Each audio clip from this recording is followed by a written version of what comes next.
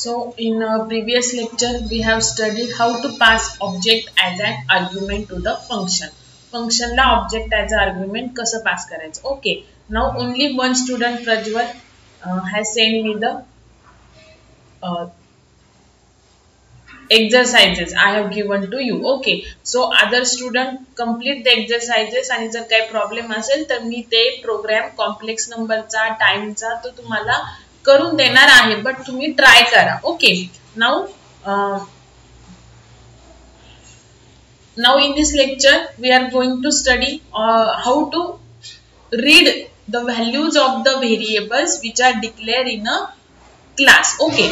Now आता आपण get function use केलं, get details, get data ह्या फंक्शन नी काय केलं आपण cin थ्रू व्हॅल्यू काय घेतल्या स्कॅन केलं. फॉर एक्झाम्पल क्लास A आहे. ओके.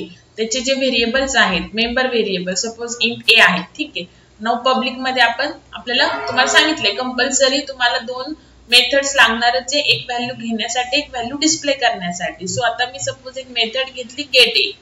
तर आपण ह्याची व्हॅल्यू कशी घेतली, ऑल दी प्रोग्राम्स मध्ये जेवढे व्हेरिएबल्स होते किंवा स्टुडंट मध्ये जसं नेम होतं, रोल नंबर होतं, मार्क्स होते सब्जेक्टचे. ओके. बुक मध्ये आपण book name, author name, title हे घेतलं. ओके. सो या सगळ्याचे व्हेरिएबल्स आपण क्लास मध्ये डिक्लेअर केले, त्याच्या व्हॅल्यूज आपण कशा घेतल्या एका फंक्शन मध्ये गेट फंक्शन असेल ते, आणि मग सीन नी काय घेतले आपण व्हॅल्यूज घेतल्या. ओके. नाउ पुट ए, इथे आपण काय करतो सी आउट ए हे डिस्प्ले करतो. सो आपला कन्सर्न डिस्प्ले करण्याचं नाही, आता कन्सर्न काय की व्हॅल्यू कशा स्कॅन करायच्या. मग आपण गेट फंक्शन मध्ये सीन यूज केलेलं, ज्याने आपण जेवढे व्हेरिएबल्स आपण क्लास मध्ये डिक्लेअर करतो त्याच्या व्हॅल्यू काय करतो स्कॅन करतो. ओके. नंतर आपण काय करतो की मेन मध्ये ऑब्जेक्ट डिक्लेअर करतो. Okay. and then a1 dot get a and then a1 dot put a. So this is our program of the class. So कसं होतं जेव्हा तुम्ही रन करता, सो a1 साठी मेमरी अलोकेशन होणार. a1 हे ऑब्जेक्ट आहे a क्लासचं. ओके. सो a क्लास कोणत्या a1 हे ऑब्जेक्ट आहे a क्लासचा आणि a क्लास मध्ये किती व्हेरिएबल्स आहे एकच व्हेरिएबल आहे a. सो त्याला मेमरी अलोकेशन होणार. ओके. नाउ आता बघा, जसं मी तुम्हाला सांगितलं की object is also variable of type class. Okay. So आता हा ऑब्जेक्ट जर व्हेरिएबल म्हणतोय आपण तर ते इनिशियलाइज पण होतं. ओके. सो ऑब्जेक्टला व्हॅल्यू असाइन होते मीन्स व्हॉट की त्याच्यामध्ये जे व्हेरिएबल्स आहेत त्याला व्हॅल्यू असाइन होते. ओके. सो सध्या एकच व्हेरिएबल आहे. सो ती व्हॅल्यू कशी असाइन होते प्रोग्राम रन केल्यावरती. बघा, आता जेव्हा तुम्ही ऑब्जेक्ट क्रिएट करता तेव्हा ऑब्जेक्ट इनिशियलाइज होतं का नाही, ऑब्जेक्टला फक्त मेमरी अलोकेशन होतं. ओके. मेमरी अलोकेशन होतं. ठीक आहे. ऑब्जेक्ट केव्हा इनिशियलाइज होईल, जेव्हा त्या ऑब्जेक्ट मध्ये ज्या ऑब्जेक्टच्या मेमरी मध्ये जे व्हेरिएबल्स आहेत त्याला व्हॅल्यू असाइन होईल. आणि त्याला व्हॅल्यू कशी असाइन होते, फॉर दिस एक्झाम्पल जे की आपण आतापर्यंतचे एक्झाम्पल बघितले, प्रोग्राम हा काय गेट ए ह्या फंक्शनचा काय कॉल आहे. कोणत्या फंक्शनचा कॉल आहे, गेट ए फंक्शनचा कॉल. आणि कॉल कधी एक्झिक्यूट होतो, जेव्हा तुम्ही प्रोग्राम रन करता. म्हणजे कंपाइलर त्याच्या डेफिनेशन कडे कधी जाणार, जेव्हा प्रोग्राम रन करतो तेव्हा. ओके. प्रोग्राम कंपाइल करताना कधीच कॉल एक्झिक्यूट होत नाही. प्रोग्राम रन करतो तेव्हा कंपाइलर जेव्हा ह्या स्टेप कडे येणार तेव्हा कॉल आला तर डेफिनेशन कडे जाणार, स्क्रीनवर डिस्प्ले होणार एंटर ए, मग तुम्ही व्हॅल्यू टाकणार 10 आणि मग ती व्हॅल्यू स्टोअर होणार इथे. सो ह्या केस मध्ये जे की आपण आतापर्यंत व्हॅल्यू घेतल्या, तर ह्या केस मध्ये ऑब्जेक्ट कसं इनिशियलाइज झालं, रन टाइम इनिशियलाइज झालं. कसं झालं, run time initialise. Okay. So जसं नॉर्मल व्हेरिएबल आहे, सपोज माझ्याकडे फ्लोट बी आहे, हे जसं नॉर्मल क्लासचं नाही, नॉर्मल व्हेरिएबल आहे, तर ह्याला आपण कसं कंपाइल टाइम इनिशियलाइज करतो किंवा एंटर द व्हॅल्यू ऑफ बी, हे झालं रन टाइम इनिशियलायझेशन. म्हणजे प्रोग्राम रन केल्यावरती सीन नी व्हॅल्यू देतो, आणि जर डायरेक्टली इक्वल टू करून व्हॅल्यू दिली म्हणजे ते काय झालं, व्हेरिएबल इनिशियलाइज झालं कंपाइल टाइम. आता हे तुम्हाला माहिती आहे. Okay. So object is also variable. मग ऑब्जेक्ट इनिशियलाइज करण्याचे पण दोन वेज पाहिजे, जसे नॉर्मल व्हेरिएबल जे असतात कंपाइल टाइम आणि रन टाइम. ओके. सो आतापर्यंत जे आपण फंक्शन बघितलं गेट फंक्शन, त्या फंक्शननी ऑब्जेक्ट स्टुडंट क्लासचा असू द्या, टाइम क्लासचा असू द्या, कोणत्याही क्लासचा असू द्या, त्या व्हेरिएबलनी काय त्या फंक्शननी काय झालं, ते ऑब्जेक्ट कसं इनिशियलाइज झालं, रन टाइम इनिशियलाइज झालं. कसं झालं, run time. Okay, run time. Okay, मग ऑब्जेक्टला कंपाईल टाइम पण इनिशियलाइज करता आलं पाहिजे जसं नॉर्मल व्हेरिएबलला. सो ते कंपाईल टाइम करण्यासाठी आपल्याकडे एक कन्सेप्ट आहे C++ ची कन्स्ट्रक्टर. तर ती आपण आता जे तुम्हाला मी अजून एक एक्सप्लेनेशन देणार आहे त्याच्यानंतर बघणार आहे कन्स्ट्रक्टर. ओके, सो बघा सध्या फक्त कॉन्सन्ट्रेट करा की आपण जे आतापर्यंत प्रोग्राम केले त्यांनी गेट फंक्शननी, मग whether that function is get data, get details, get read जे आपण नेम दिलेलं, सो त्यांनी ऑब्जेक्ट कसं इनिशियलाइज होत होतं रन टाइम. व्हाय? बिकॉज आपण जो फंक्शन कॉल देतो तो कधी पण कंपाइलर डेफिनेशन कधी एक्झिक्यूट करतो प्रोग्राम रन केल्यावरती. सो रन केल्यावरती आपण ह्या ए ला व्हॅल्यू देणार आणि मग ती व्हॅल्यू A1 च्या मेमरी ब्लॉक मध्ये स्टोअर होणार, तेव्हा ऑब्जेक्ट काय होणार? इनिशियलाइज होणार. ओके, इथे ह्या स्टेटमेंटला ऑब्जेक्टला फक्त मेमरी अलोकेशन होतं आणि ह्या स्टेपला काय होतं की ऑब्जेक्ट इनिशियलाइज होतो. ओके, सो गेट फंक्शननी किंवा कोणत्याही फंक्शननी ऑब्जेक्ट कसं इनिशियलाइज, कुठे फंक्शननी ऑब्जेक्ट इनिशियलाइजचं वर्क नाही. पुढचं फंक्शन काय की ऑब्जेक्टच्या मेमरी मध्ये जी व्हॅल्यू आहे ती डिस्प्ले करणं. That is the use of the put function. Okay, so main concentration कशावरती? ह्याच्यावरती. ओके, नाउ अनदर वे सांगते गेट फंक्शनचा की ज्याने ऑब्जेक्ट तुम्ही इनिशियलाइज करू शकता. ओके, आता सपोज क्लास ए लिहिला. अजून एक वे आहे बघा ज्याने तुम्ही इनिशियलाइज करू शकता object. void get ab. Okay, now आता आपण काय करायचो? आतापर्यंत इथे असं लिहायचो cout enter a and b and then cin करायचो a. ओके, आता हे नॉर्मली हे आपल्याला असं करून झालेले. आता अजून एक वे बघा काय आहे, किती पॅरामीटरची व्हॅल्यू घ्यायची, किती व्हेरिएबलचे आपल्याला दोन, एक इंटिजर आणि एक फ्लोट. सो इथे तुम्ही देणार एक इंटिजर, एक वेगळं नेम द्या व्हेरिएबलला आणि इथे देणार float. This is another way to initialise the object because get फंक्शनचा यूजच आहे व्हेरिएबल स्कॅन करणं. ओके, मग इथे काय करणार? सी ची व्हॅल्यू ए मध्ये टाकणार आणि बी मध्ये टाकणार डी ची व्हॅल्यू. सो ह्या स्टेटमेंटचं मिनिंग काय? आता सी आणि बी जसं ए बी हे काय झाले? Members of the class. So जेव्हा तुम्ही ऑब्जेक्ट डिक्लेअर करणार तेव्हा त्याचे मेंबर्स इनिशियलाइज झाले पाहिजे. ओके, ए आणि बी. नाउ सी आणि बी, सी आणि डी. ओके, सो सी आणि डी हे गेट ए बी फंक्शन मध्ये मी डिक्लेअर केले. So these are not the members of the class. Members म्हणजे हे फक्त व्हेरिएबल्स आहेत आणि ह्याचा स्कोप फक्त कशापुरता आहे? फंक्शन गेट ए बी पुरताच आहे. Okay, so this is the another way. Instead of cin तुम्ही काय करू शकता? ह्या वेनी इनिशियलाइज करू शकता. अल्टिमेटली तुम्हाला काय करायचंय? ए आणि बी मध्येच व्हॅल्यू गेली पाहिजे because these are the members of the class and these are not the members. याचा यूज फक्त काय आहे की व्हॅल्यू असाइन करण्यासाठी. ओके, आता एकदा मी रन करून दाखवते तुम्हाला, म्हणजे ट्रेस करून दाखवते म्हणजे तुम्हाला कळेल. Then put A B function यांनी तर तुम्ही काय करणार? ए आणि बी ची व्हॅल्यू डिस्प्ले करणार. सो ह्याच्यामध्ये काही फरक नाही, चेंजेस नाही. Now int name a class त्याचा ऑब्जेक्ट क्रिएट केलं. Suppose more than one object create करू. Now a1 dot get ab. आता पहिलं इंटिजर व्हॅल्यू, दुसरी फ्लोट आहे. सो इथं मी 10 दिलं, इथं 3.14 दिलं. नंतर a2 डॉट गेट ab, इथे दिले 20, इथे दिले 5.26. Okay, now a1 dot put ab, a2 dot put ab.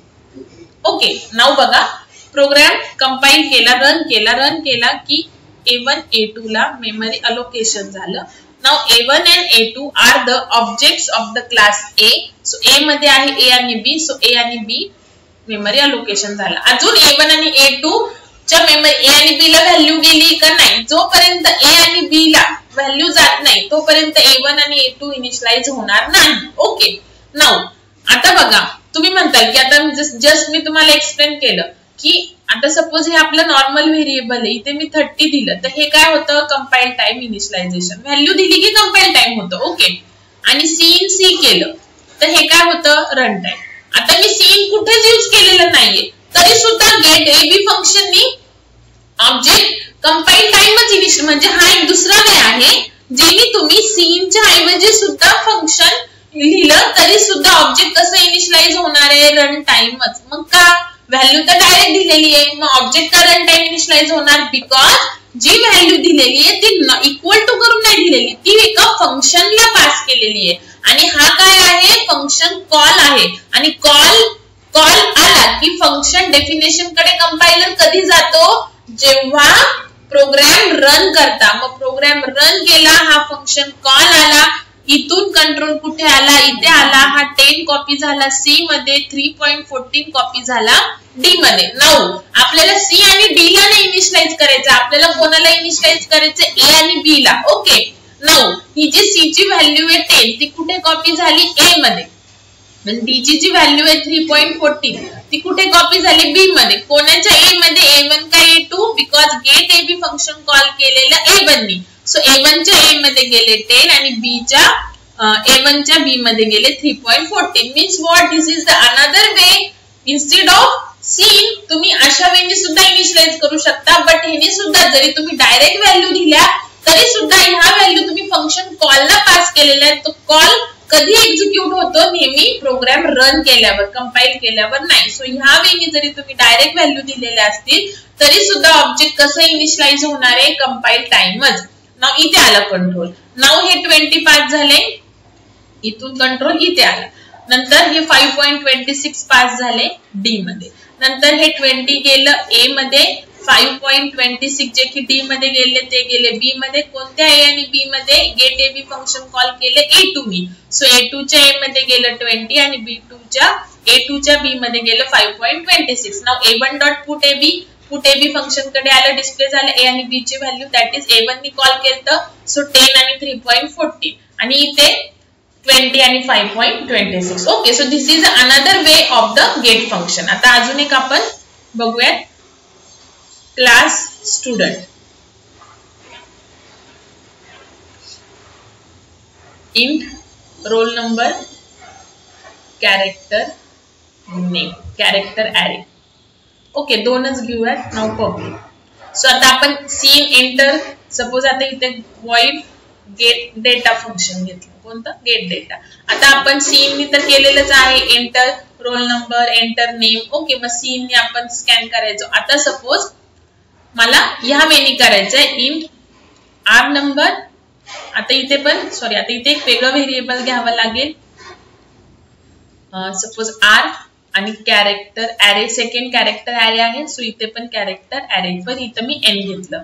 Now R main कोणता आहे, आर नंबर. सो ह्याच्यामध्ये टाकायची आर ची value. So integer float directly copy होतं, पण हा काय ॲरे आहे, म्हणजे तुम्ही असं लिहू शकत नाही, name is equal to N. इथे तुम्हाला एरर येणार. सो त्याच्यासाठी तुम्हाला आपण जे सी मध्ये string dot H header file बघितलेली, त्याचं कॉपी फंक्शन जे आहे ते यूज करायचंय, strcpy. तुम्हाला काय करायचंय, name which is a member of the class, त्याच्यामध्ये व्हॅल्यू टाकायची एन ची. म्हणजे असंच आहे बघा, फक्त हे इंटिजर असल्यामुळे डायरेक्टली ही व्हॅल्यू असाइन होणार इथे, फक्त आणि इथे काय होणार, strcpy फंक्शननी एन जाणार नेम मध्ये. का, because this is a character array. Okay, म्हणून मी एक स्टुडंटचा प्रोग्राम घेतला. Now void put data. So इथे तर तुम्ही काय करणार, just value display. So this is the another वे, जेणे तुम्ही व्हॅल्यू डिस्प्ले करू शकता, स्कॅन करू शकता, डायरेक्टली ऑब्जेक्ट इनिशियलाइज करू शकता, रोल नंबर आणि नेम. सो इथे तुम्ही आर आणि एन लिहू शकत नाही पुट डेटा मध्ये, बिकॉज आर आणि एन डिक्लेअर केलेले आहेत गेट डेटा फंक्शन मध्ये. सो त्याचा स्कोप फक्त तेवढाच आहे. ओके, तुम्हाला आता मी लोकल आणि ग्लोबल व्हेरिएबल शिकवलेलं आहे. नाउ इंट मेन, स्टुडंट क्लासचं ऑब्जेक्ट घेतलं, suppose S1 dot get data. Now get data फंक्शनला किती पॅरामीटर पास आहे, 2. पहिला इंटिजर, दुसरा character array. So 10 roll number पाहिजे मला आणि नेम ABC पाहिजे. Okay, now S1 dot put data फंक्शनला तर काहीच आर्ग्युमेंट्स नाही. ओके, नाउ बघा S1 साठी मेमरी अलोकेशन होणार. ओके, आणि S1 हे स्टुडंट क्लासचं ऑब्जेक्ट आहे, सो मेमरी अलोकेशन होणार आर नंबर आणि नेमला. Okay, now S1 dot get data. Now इथे जरी तुम्ही डायरेक्ट व्हॅल्यू दिलेल्या आहेत बघा आता अजूनपर्यंत झाले का S1 मेमरी अलोकेशन झाले, पण इनिशियलायझेशन झाले का ऑब्जेक्टचं? नाही, बिकॉज ऑब्जेक्टचं इनिशियलायझेशन कधी होणार? जेव्हा त्या ऑब्जेक्ट मधल्या व्हेरिएबलला मेमरी व्हॅल्यू असाइन होणार, पण अजून झालेलं नाहीये. नाउ हे फंक्शन कॉल आहे हा. जरी तुम्ही डायरेक्ट व्हॅल्यू दिलेल्या आहेत, पण कॉल कधी एक्झिक्यूट होतो? कंपायलर कधी जातो डेफिनेशन कडे? प्रोग्राम रन केल्यावरती. ओके, सो प्रोग्राम रन केल्यावरती हा जो 10 आहे R मध्ये जाणार आणि हे जे ABC आहे ते N मध्ये जाणार. सो हा 10 जाणार R मधला R नंबर मध्ये इथे, आणि नंतर N मध्ये काय ABC. सो ABC कॉपी होणार नेम मध्ये. सो आपण काय केलं? ह्या अनदर वेने आपण अल्टिमेटली ऑब्जेक्ट काय केलं? इनिशियलाइज केलं. मग गेट डेटा फंक्शन कंप्लीट झालं, इथे आलं पुट डेटा कॉल झाला आणि R नंबर आणि नेमच्या व्हॅल्यू डिस्प्ले झाला. ह्याचं मिनिंग काय की गेट फंक्शन, आता बघा जे आपण 2 वेळेस बघितलेले आहेत, हिच्या आधी आपण कसं बघितलेलं? void गेट डेटा, आणि इथे आपण करायचो cout enter name and wait a minute, sorry that आपण आधी कसं बघायचो? Get data function cout enter roll number cin R number cout enter name. तुम्ही कोणताही वे यूज करू शकता, फक्त ह्या दोन्ही वेजनी काय होणं हे आपण करायचं. ओके, आणि आज आपण काय बघितलं? ह्या वेनी कोणताही वे यूज करा, दोन्ही वेनी प्रोग्राम जे ऑब्जेक्ट आहे ते कसं इनिशियलाइज होतं? Run time.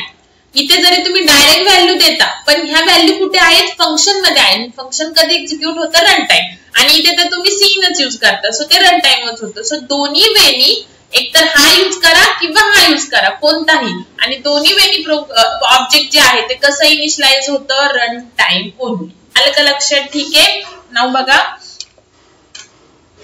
आता आपण ह्याचा एक प्रोग्राम करूयात. आलं लक्षात? सो आता तुमच्याकडे 2 वेज आहेत गेट फंक्शन चे. डायरेक्टली तुम्ही पॅरामीटर पास करून करू शकता किंवा सीन करू शकता, कोणत्याही वेनी करा. ओके, पण दोन्ही वेनी काय होतं? ऑब्जेक्ट हे रन टाइमच इनिशियलाइज होतं. ओके,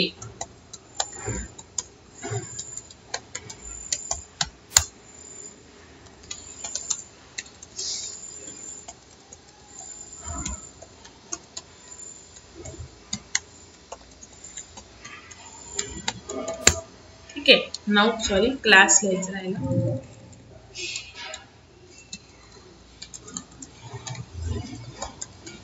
आपण एम्प्लॉय करू. int eid char ename. तुम्ही काहीही व्हेरिएबल नेम देऊ शकता. Okay, no public void get, तुम्हाला जे नेम द्यायचे फंक्शनला ते द्या. नो पहिलं आर्ग्युमेंट इंटिजर ई सपोज घेतलं मी. सेम व्हेरिएबल नेम द्यायचे नाही, सेम पण देऊ शकता पण आधी सेम द्यायचे नाही असं लिहा. देन कॅर डिफरंट द्या नेम en. ओके, नाव बघा eid मध्ये टाकायची ई ची व्हॅल्यू, आणि जर मी डायरेक्ट जर असं केलं बघा ई नेम मध्ये en ची व्हॅल्यू, तर एरर येईल बघा. सेव्ह केलं.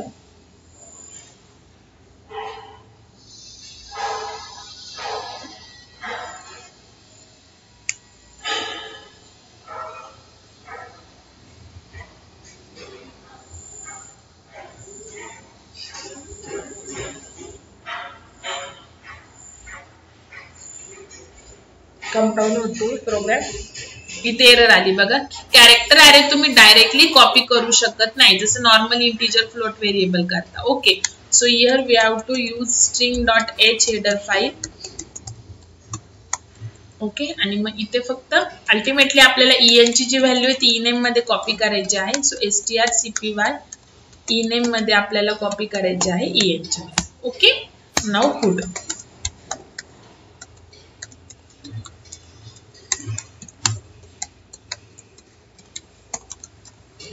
emp id is equal to EID cout employee name is equal to ename. Okay, झालंय. Now int main, so object create केलं employeeचं, suppose E1. Now E1 dot get details. आता ह्याला दोन पॅरामीटर पास करावे लागतील. पहिले एम्प्लॉई आयडी सपोज 10 टाकला आणि ई नेम दीपिका. ओके, आणि मग E1 dot put details. Okay, आता हे फंक्शन आहे, फंक्शन कॉल आहे. जरी आपण व्हॅल्यू डायरेक्ट दिलेले आहे जसं आपण कंपाईल टाइमला देतो, बट ह्या व्हॅल्यू आपण एका फंक्शनच्या कॉलला पास केलेले आहेत आणि तो कॉल कंपायलर कधी पण डेफिनेशन कडे कधी जातो, कॉल वरून प्रोग्राम रन केल्यावरती. बघा आता execute compile.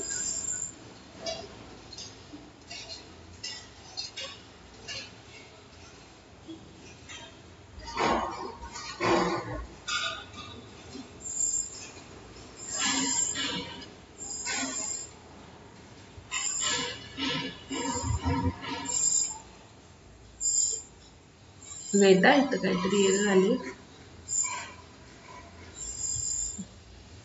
Save, execute, compile and run.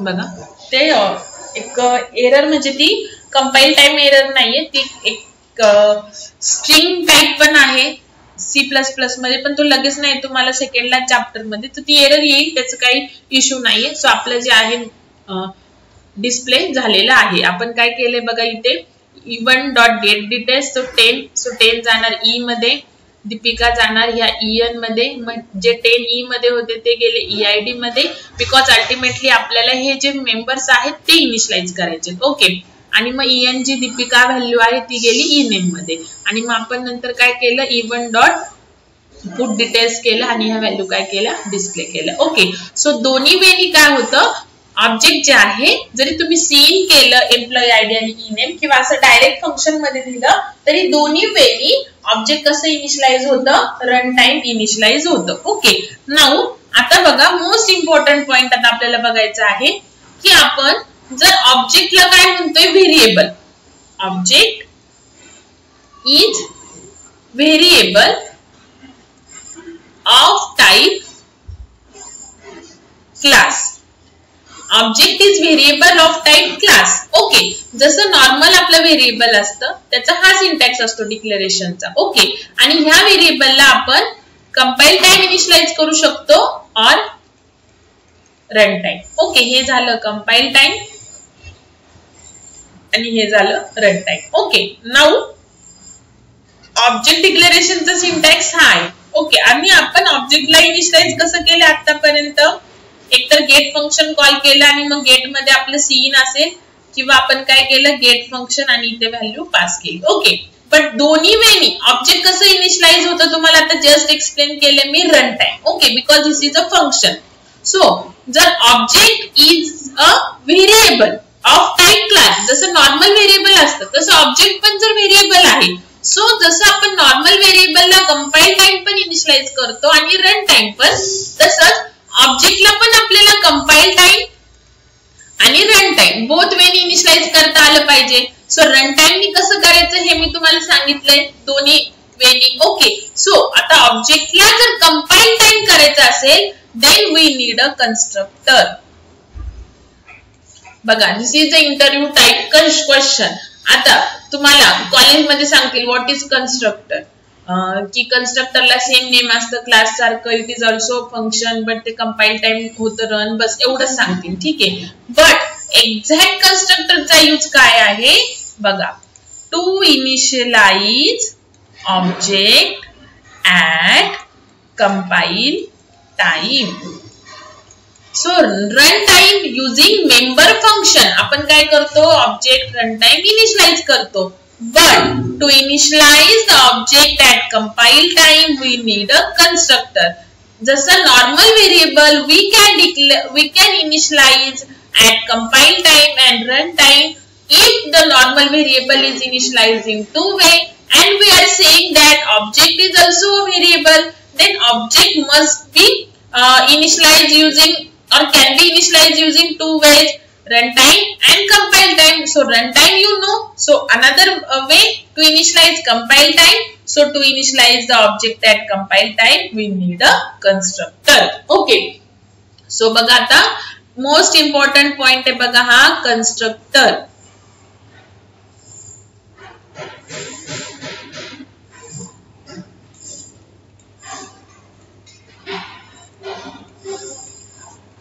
To initialize object at compile time means program compile करतानाच ऑब्जेक्टच्या मेमरी ब्लॉक मध्ये व्हेरिएबलची व्हॅल्यू जाणार. आणि आधीचे जे दोन टाइपचे प्रोग्राम बघितले त्याच्यामध्ये प्रोग्राम रन केल्यावरती ऑब्जेक्टच्या मेमरी ब्लॉक मध्ये व्हॅल्यू जात होती. So using member function we initialize the object at runtime and using the constructor we initialize the object at the compile time. Okay, now constructor is used to initialize object at compile time. Okay, constructor baga some points to remember about constructor. Constructor has the same name as that of class name, and it does not have any return type, even void.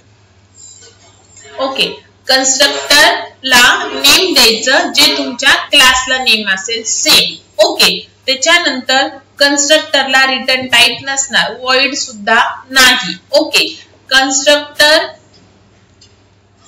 is always declared in public section. Constructor always public section मध्येच declare करायचा आहे. Okay, and constructor is also a function. Constructor is also a function which has same name as the class name, but it does not have a return type, any return type, even void also. Constructor नेहमी always कुठे declare करायचं public section मध्ये. आणि कन्स्ट्रक्टरचा use काय आहे to initialise the object at the compile time. Okay, now there are three types of the constructor. Three types of constructor you have. First आहे default constructor. जसं constructor एक फंक्शनच आहे सांगितलं ना. सो कन्स्ट्रक्टरचे थ्री टाइप्स आहेत. Default constructor, second आहे पॅरामीटराइज्ड constructor,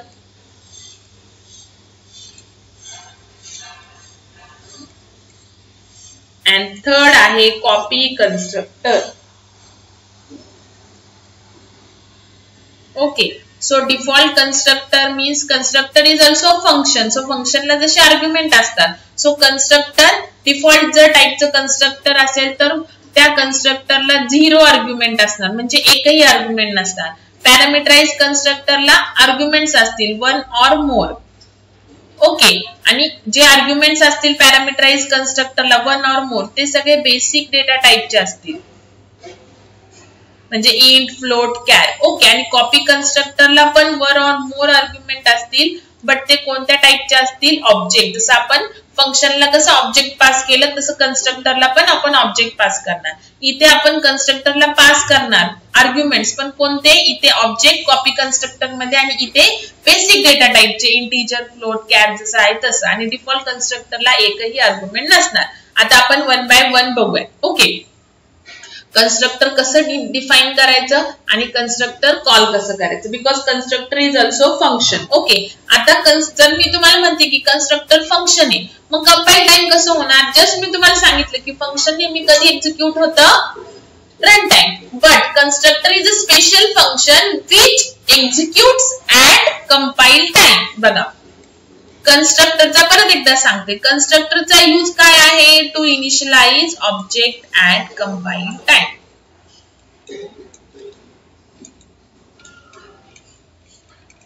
okay, constructor is also a function which has same name as class name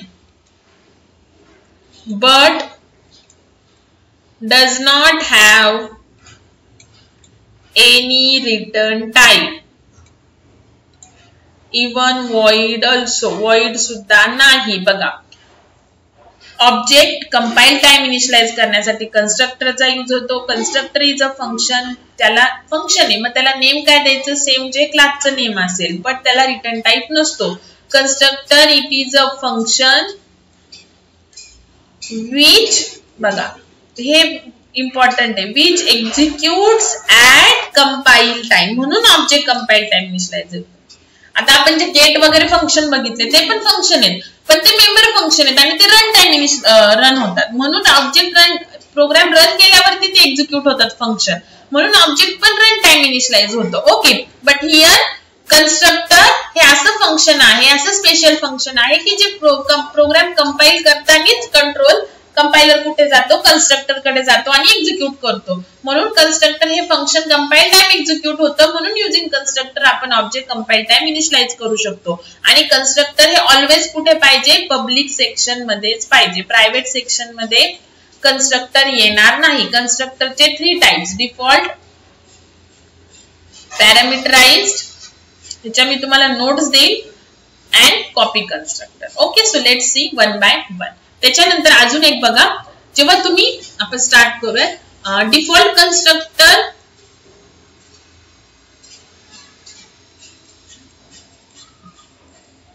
default constructor तुम्हाला include करायचंय तर पॅरामीटराइज पण पाहिजे आणि कॉपी पण पाहिजे तुमच्या प्रोग्राम मध्ये. It is not necessary, but parameterize किंवा कॉपी कन्स्ट्रक्टर जर तुम्हाला यूज करायचंय तर तुमच्या प्रोग्राम मध्ये कंपल्सरी डिफॉल्ट कन्स्ट्रक्टर असणं हे नेसेसरी आहे. आलं का लक्षात? ठीक आहे. So default constructor is necessary when you have to include parameterize or the copy constructor or both. Okay, but only default constructor जर पाहिजे तुम्हाला तर ते तुम्ही लिहू शकता. त्याच्यासोबत तुम्हाला पॅरामीटराइज आणि कॉपीची गरज नाही. म्हणजे डिफॉल्ट कन्स्ट्रक्टर वर्क होण्यासाठी you don't need copy or parameterize, but parameterize and copy run होण्यासाठी you need default constructor. Okay, so default constructor means what? Constructor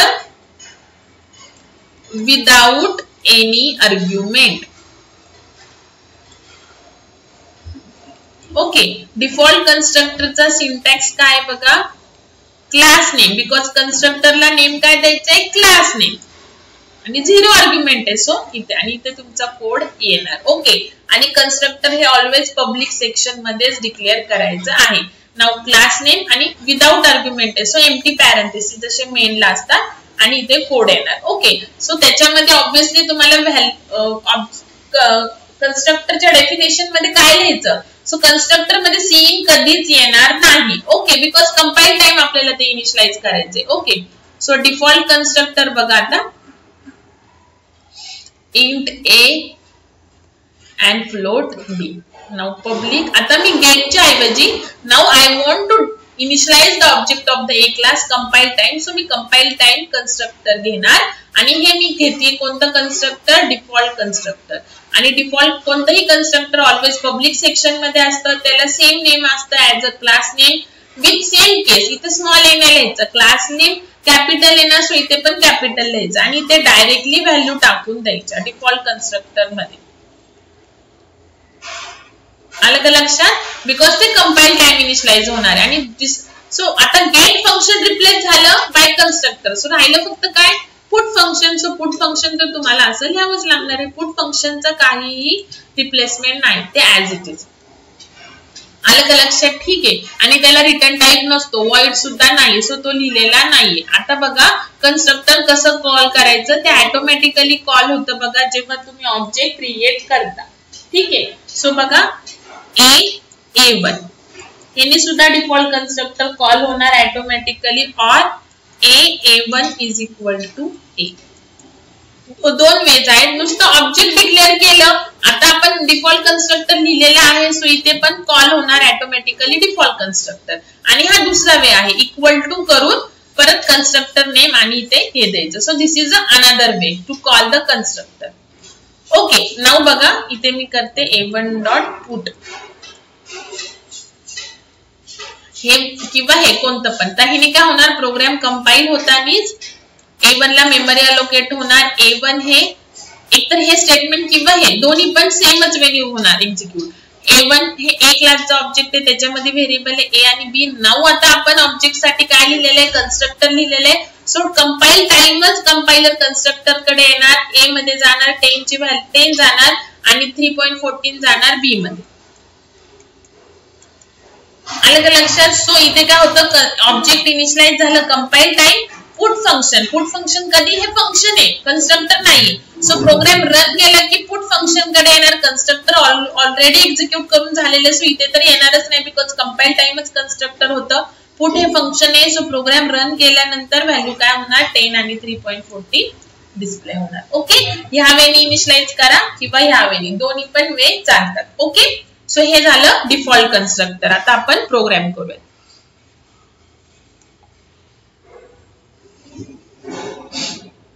आता बघा हे जे गेट डिटेल्स आहेत ते मी कन्स्ट्रक्टरनी रिप्लेस करते.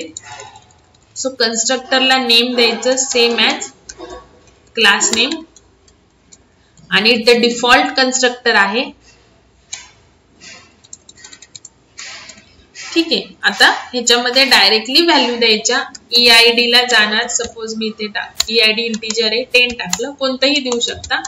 आणि ename मध्ये मी व्हॅल्यू टाकली. आता इथे पण आपल्याला व्हॅल्यू डायरेक्ट नाही टाकता येणार, CPY फंक्शननी. इथे मी टाकलं ename मध्ये काय व्हॅल्यू टाकायची मला, दीपिका.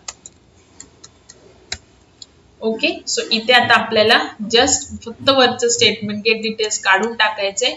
सो एनी पण तेच होणार, फक्त इथे EID आणि ename मध्ये व्हॅल्यू कधी जाणार, कंपाईल टाइम जाणार बिकॉज आपण कन्स्ट्रक्टर लिहिलेले. ओके, सो सेव्ह केलं बघा. आता एक्झिक्यूट. देव CPP मध्ये पॅरामीटराइज वगैरे कन्स्ट्रक्टरला प्रॉब्लेम येतो. लास्ट टाइम आलेला, जर आला तर आपण टर्बो C मध्ये करू. ओके, सो सध्या तरी नाही का आलेला, जेव्हा येईल तेव्हा बघूयात आपण.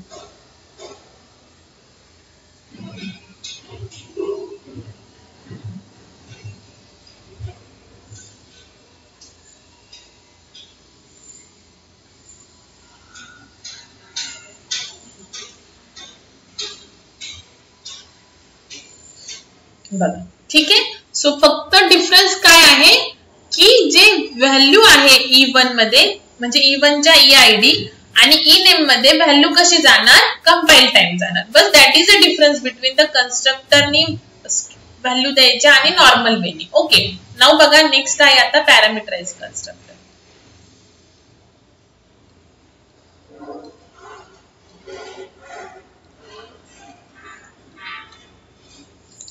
ठीक आहे, नेक्स्ट आहे पॅरामीटराइज कन्स्ट्रक्टर. सो पॅरामीटराइज कन्स्ट्रक्टरला आपले जे आर्ग्युमेंट पास होणार आणि ते आर्ग्युमेंट्स आपले बेसिक डेटा टाइपचे असणार. ओके, आता सपोज क्लास रेक्टँगल घेतला. ओके, आपण एरिया कॅल्क्युलेट करू. Int length, int bread. So आपण हे घेतलेला आहे प्रोग्राम, फक्त आता आपण व्हॅल्यू गेट फंक्शननी घेतलेला आणि एरिया. Okay, now public. आता मी कन्स्ट्रक्टरनी व्हॅल्यू घेणार. ठीक आहे, सो कन्स्ट्रक्टरला नेम देणार सेम रेक्टँगल. ठीक आहे, जर डिफॉल्ट करायचं असेल तर आपण काय देणार, डायरेक्टली व्हॅल्यू देणार. लेंथ इज इक्वल टू जे तुम्हाला पाहिजे ते, ब्रेड इज इक्वल टू जे पाहिजे ते. एरियाची देणार नाही बिकॉज एरियाची आपण कॅल्क्युलेट करणार आहे, अशी व्हॅल्यू देणार जर डिफॉल्ट कन्स्ट्रक्टर यूज केले तर. ओके, बट आता जर पॅरामीटराइज कन्स्ट्रक्टर यूज केलेलं आहे, ठीक आहे, जर पॅरामीटराइज कन्स्ट्रक्टर यूज केले तर बघा आता किती पॅरामीटर देणार तुम्ही कन्स्ट्रक्टरला. तर इट डिपेंड्स की तुम्ही इनपुट. आता मला एरिया ऑफ रेक्टँगल कॅल्क्युलेट करायचंय. काय कॅल्क्युलेट करायचं, एरिया ऑफ रेक्टँगल. तर त्याला इनपुट काय असतं, लेंथ आणि ब्रेड. सो इनपुट म्हणजे व्हॅल्यू कशाची घेणार तुम्ही, लेंथ आणि ब्रेडची. सो तेवढेच पॅरामीटर पास करणार. सो सपोज मी इथे इंट एल आणि इंट बी केलं. सेम जसं मी आता सेकंड वे दाखवलं ना गेटचा, तसाच फक्त फंक्शन नेम रिप्लेस करायचं क्लास नेम बस. आणि लेंथ मध्ये जाणार एल ची व्हॅल्यू, ब्रेड मध्ये जाणार बी ची व्हॅल्यू. ओके. आणि इथं आता आपण पुट मध्ये काय करू, एरिया कॅल्क्युलेट करू आणि मग तिन्ही पण व्हॅल्यू डिस्प्ले करू. ब्रेड आणि मग सी आउट, लेंथ, ब्रेड आणि एरिया. ओके. त्याच्यानंतर तुम्हाला एक मी सांगितलेलं की पॅरामीटराइज कन्स्ट्रक्टरला डिफॉल्ट कन्स्ट्रक्टर असणं नेसेसरी आहे. ते बाय मिस्टेक झालं. कॉपी कन्स्ट्रक्टरला डिफॉल्ट कन्स्ट्रक्टर असणं नेसेसरी, पॅरामीटराइजला नाही. सो इथे आपण फक्त पॅरामीटराइजला डिफॉल्ट कन्स्ट्रक्टर असणं नेसेसरी नाहीये. काही काही केस मध्ये लागतं, पण जसे आपण पुढे प्रोग्राम करू तसं बघू. बट कॉपी कन्स्ट्रक्टरला कंपल्सरी डिफॉल्ट कन्स्ट्रक्टर लागतंच, हे तुम्हाला कळेलच आता आपण जेव्हा नेक्स्ट टाइप ऑफ कन्स्ट्रक्टर बघू तेव्हा. Okay. Class complete. Now int main rectangle, क्लासचा ऑब्जेक्ट घेतलं सपोज R1. आता बघा डिफॉल्ट कन्स्ट्रक्टर यूज केलाय ना आपण. सो डिफॉल्ट कन्स्ट्रक्टर कसा कॉल, सॉरी पॅरामीटराइज कन्स्ट्रक्टर यूज केलाय. सो पॅरामीटराइज कसा कॉल करायचा बघा. रेक्टँगल, दोन वे ह्याला पण बघा. रेक्टँगल R1 ऑब्जेक्ट केलं तर पॅरामीटराइज कन्स्ट्रक्टरला किती व्हॅल्यू पास आहे, 2. एकतर ह्या वेनी करा, ह्या वेनी करा, और जसं डिफॉल्टचा दुसरा वे सांगितलं सेम तसाच. R1 is equal to rectangle आणि मग इथे 10,20. एकतर हा वे किंवा हा वे, दोन्ही वेनी कंपाईल टाइम. इथे काय होणार, R1 ला मेमरी अलोकेशन होणार, त्याच्यामध्ये जाणार length, bread, area. So R1 इथे डिफॉल्ट कन्स्ट्रक्टर कंपाईल टाइमच जाणार. इथे येणार 10, इथे येणार 20, इथे 10 जाणार लेंथ मध्ये, 20 जाणार ब्रेड मध्ये. सो दोन्ही वेनी सेम तसंच होणार आहे. एकतर हा वे करा, हा वे करा आणि मग नंतर R1 dot put. So put हे रन टाइम होणार, लेंथ इंटू ब्रेड 10 इंटू 20 200. इथे येणार डिस्प्ले होणार 10, 20 आणि 200. ओके. सो ह्या वेनी करा कॉल डिफॉल्ट कन्स्ट्रक्टर किंवा ह्या वेनी, दोन्ही पण वे काय आहेत, व्हॅलिड आहेत. ठीक आहे. नाव बघा आता इथे बघा, आता आपण हेच पॅरामीटराइज कन्स्ट्रक्टरने करू बघा. सो सेम मगा सारखंच आहे बघा. इंट ई आणि कॅट ई, बिकॉज ह्या दोन्ही व्हॅल्यूज मला घ्यायचे आहेत ना. ठीक आहे. आणि हे सेम en ची व्हॅल्यू गेली आणि इथे ई ची गेली. बघा आता इथे एकतर इथे डायरेक्टली तुम्ही पास करू शकता पहिली इंटिजर दीपिका असं. ठीक आहे. किंवा आता त्याला मी कमेंट टाकते, दुसऱ्या वेळी करू. आता आपण employee E1 is equal to employee आणि मग इथे ह्या दुसऱ्या वेळी पण तुम्ही करू शकता. ओके. आलं का लक्षात. ठीक आहे. एक्झिक्यूट.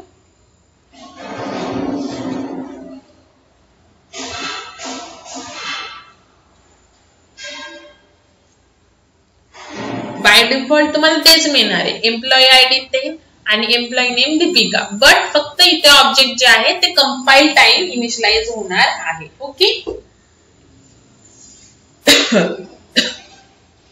आलं का लक्षात. ठीक आहे. सो तुम्हाला आता मी जे जे प्रोग्राम्स आतापर्यंत आपण केलेले आहेत ते सगळे कन्स्ट्रक्टरने करून बघायचे, डिफॉल्टनी पण आणि पॅरामीटराइजनी पण. बघा तुम्ही जे कॉम्प्लेक्स नंबरचा तुम्हाला प्रोग्राम दिलाय, टाइमचा दिलाय, तो तुम्ही पॅरामीटराइज कन्स्ट्रक्टरनी करा. आणि म्हणजे तुम्ही स्टुडंट वगैरे जे सिंपल प्रोग्राम केलेले ते डिफॉल्ट कन्स्ट्रक्टरनी करा. आलं का लक्षात. ठीक आहे. सो आज मी एवढंच घेते लेक्चर. नेक्स्ट लेक्चर मध्ये मग पुढचे पॉइंट घेऊ, कॉपी कन्स्ट्रक्टर आणि मग पुढचे जे स्टॅटिक व्हेरिएबल्स वगैरे अगेन इम्पॉर्टंट पॉइंट 1 बाय 1 ते घेऊयात. ओके. आणि मी तुम्हाला आज जे आतापर्यंत जे आपले टॉपिक झालेले आहेत तर त्याचे नोट्स सेंड करते, म्हणजे कन्स्ट्रक्टरचा, पॅरामीटर पास करायचा, ऑब्जेक्ट ऍज अ पॅरामीटर वगैरे ते. ठीक आहे. त्याच्यानंतर अजून एक पॉइंट राहिला बघा, एक प्रोग्राम मी दाखवते तुम्हाला.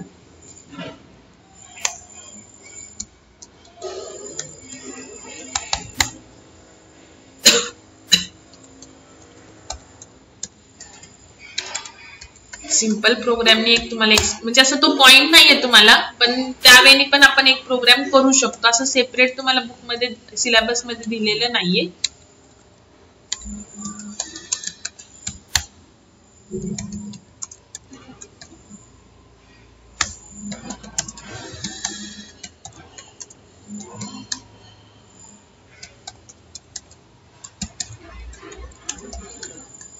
बघा, हे जे आहे सीन मी करत असेल तर काहीच प्रॉब्लेम नाही, बट इथे मी तुम्हाला काय सांगितलं की डिफरंट पॅरामीटर नेम द्यायचे जे की तुमचे मेंबर्सला आहेत ते सोडून द्यायचे असं मी तुम्हाला सांगितलं. ओके, मग ते कन्स्ट्रक्टर मध्ये असो किंवा फंक्शन मध्ये. ठीक आहे. सो काय केलं आपण, सी इज इक्वल टू आपण काय करायचो मग ए मध्ये सी ची व्हॅल्यू आणि बी मध्ये डी ची व्हॅल्यू. ओके, तर हे मी तुम्हाला एक्सप्लेन केले.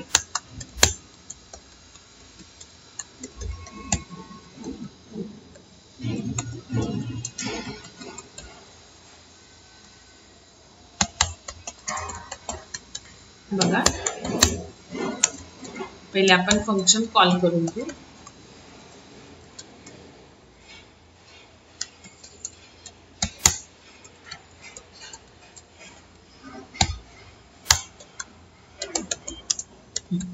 त्याला सेव्ह करते. आता हे तर तुम्हाला माहिती आहे कसं एक्झिक्यूट होतं ते. आपल्या डिस्प्ले होईल 10 आणि 4.56 आणि मी तुम्हाला काय सांगितलं, this is the another way of the using the get function or getting the values of the variables, member variables. Okay, ठीक आहे. इथपर्यंत काही प्रॉब्लेम नाही. बट इथे मी तुम्हाला सांगितलं की डिफरंट व्हेरिएबल नेम घ्या. ओके, बट जसे आपण आता पुढे जाऊ, आपण इनहेरिटन्स चॅप्टर मध्ये गेलो तिथे व्हेरिएबल्स एवढे येतात की तुम्ही किती नेम देणार. मग त्या केस मध्ये तुम्ही काय करू शकता, सेम नेम देऊ शकता, काहीच प्रॉब्लेम नाही. फक्त डेटा टाइप मात्र जो आपले मेंबर्स आहेत तसेच द्यायचे. इंटिजर आणि फ्लोट, दोन्ही इंटिजर असेल तर दोन्ही इंटिजर, दोन्ही फ्लोट असेल तर दोन्ही, एक कॅरेक्टर आहे तर जसं असेल तसं. आता वेगवेगळे व्हेरिएबल नेम देण्यापेक्षा जर सेम दिले तर काय होईल. ठीक आहे. सो इथे ए आणि बी. ओके, नाव बघा, मी तुम्हाला जेव्हा लोकल आणि ग्लोबल केलं व्हेरिएबल एक्सप्लेन, तर ग्लोबल व्हेरिएबल तुम्ही ए डिक्लेअर केलं आणि फंक्शन मध्ये पण ए डिक्लेअर केलं, तर फंक्शन मध्ये कोणता ऍक्सेस व्हायचा, त्या फंक्शन मध्ये डिक्लेअर केलेलाच local. Okay, but now for this A आणि बी हा ग्लोबल आहेत, हे इकडचे डिक्लेअर केलेले, आणि इथं डिक्लेअर केले ए आणि बी काय लोकल आहेत ह्या फंक्शन पुरतेच. मग हा इकडचा ह्याचं मिनिंग काय होईल का हा जो ए आहे लोकल तो ह्या लोकल ए मध्येच कॉपी होईल, पण आपल्याला हा ए कुठे कॉपी करायचा आहे, क्लासच्या मेंबर मध्ये. सो जेव्हा तुम्ही फंक्शनला सेम वेगवेगळे नेम दिले तर काहीच प्रॉब्लेम नाहीये, पण जेव्हा फंक्शन दोन्हीला नेम सेम देतात तेव्हा यूज करायचं धिस आणि एरो कीवर्ड. काय यूज करायचं, धिस आणि एरो आणि मग variable. So this refers to the current class, this refers to current class. Current क्लासला रेफर करतं. मीन्स व्हॉट, आता इथे मी धिस लिहिलंय का ह्या ए आणि बी ला नाही. सो हा ए आणि बी कोणता झाला, लोकल. सो ह्या ए ची व्हॅल्यू कुठल्या ए मध्ये टाकायची, this refers to current class. So current class कोणता, ए क्लासच्या ए मध्ये टाकायची ह्या ए ची व्हॅल्यू, आणि बी मीन्स ह्या लोकल बी ची व्हॅल्यू टाकायची धिस मीन्स ए क्लासच्या बी मध्ये. सो जेव्हा तुमचा कंट्रोल इथे येईल, प्रोग्राम हा 10 जाईल ह्या लोकल ए मध्ये, 4.56 जाईल ह्या बी मध्ये, देन जो 10 गेलेला आहे लोकल ए मध्ये तो गेला this means current class which is a क्लासच्या ए मध्ये, आणि इथे गेला बी क्लासच्या बी मध्ये. आलं का लक्षात. ठीक आहे. सो सेम जर नेम असेल तर तुम्ही कसं देणार, धिस लिहिणार. काय लिहिणार, धिस लिहिणार. ओके, नाउ आता हे जर मी कन्स्ट्रक्टर यूज केला गेटच्या ऐवजी पॅरामीटराइज, बाकी सगळं सेम, वेगवेगळे व्हेरिएबल लिहिले, हे पण मी डिफरंट व्हेरिएबल पण तुम्हाला करून दाखवलं, आणि जर सेम लिहिले तर हे सेम, फक्त इथं रिप्लेस झाला, आणि मग इथे गेट फंक्शन येणार नाही. इथे काय येणार, डायरेक्टली तुम्ही आलं का लक्षात? ठीक आहे, काहीही प्रॉब्लेम येणार नाही. सो सेम जर फंक्शन नेम जे की फंक्शनला जे पॅरामीटर पास केलेले ते नेम आणि व्हेरिएबलचं नेम जर सेम आलं तर धिसनी त्याला काय करायचं, सेपरेट आउट करायचं. ओके, त्याच्यानंतर इथे बघा जो एम्प्लॉईचा आपण प्रोग्राम केलाय. सो इथे पण आता जर मी सेम घेतलं, इथे पण EID नेम नेम घेतलं तर आता मात्र आपल्याला काय करावं लागेल, इथे EID आहे. सो धिस EID जर सेम घेतलं तर, आणि इथे पण काय करावं लागेल. आणि लक्षात, बाकी काहीही फरक नाही. ठीक आहे, बस एवढंच करायचं. प्रोग्राम तुमचा सेम तसाच एक्झिक्यूट होतो जसं आपण विदाउट धिस केलेला आहे तसं.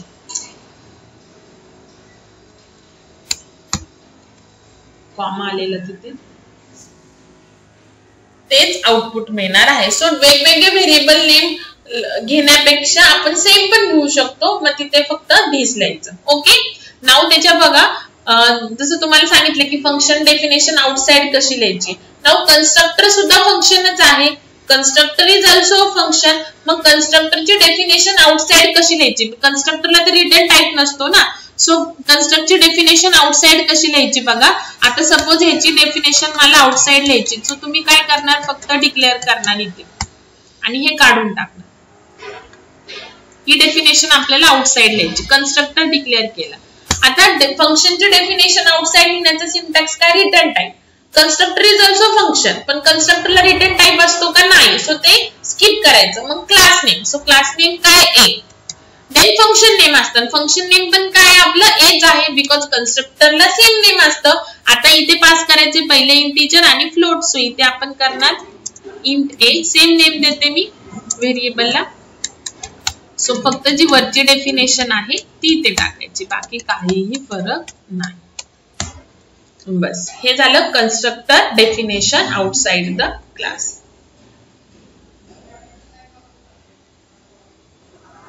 ठीक आहे, कन्स्ट्रक्टरला रिटर्न टाइप नसतो, सो इथला व्हॉइड येणार नाही, डायरेक्टली क्लास नेम येणार. देन स्कोप रिझोल्युशन ऑपरेटर, त्याच्यानंतर फंक्शन नेम असतं, बट फंक्शन नेम म्हणजेच कन्स्ट्रक्टरला सेम नेम काय असतं, क्लास नेमच असतं. So that is a function name. आणि मग हे पुढचं आलं का लक्षात. So this is a construct definition outside the class. Constructor definition outside class. Okay, ठीक आहे. तर नेक्स्ट लेक्चरला आपण आता कॉपी कन्स्ट्रक्टर बघू. त्याच्यानंतर नेक्स्ट कन्स्ट्रक्टर ओव्हरलोडिंग, जसं फंक्शन ओव्हरलोडिंग बघितलं तसं कन्स्ट्रक्टर ओव्हरलोडिंग बघायचंय. त्याच्यानंतर स्टॅटिक फंक्शन्स बघायचे, फ्रेंड फंक्शन बघायचंय. ठीक आहे. सो नेक्स्ट लेक्चरला नेक्स्ट पॉइंट बघूया. ठीक आहे.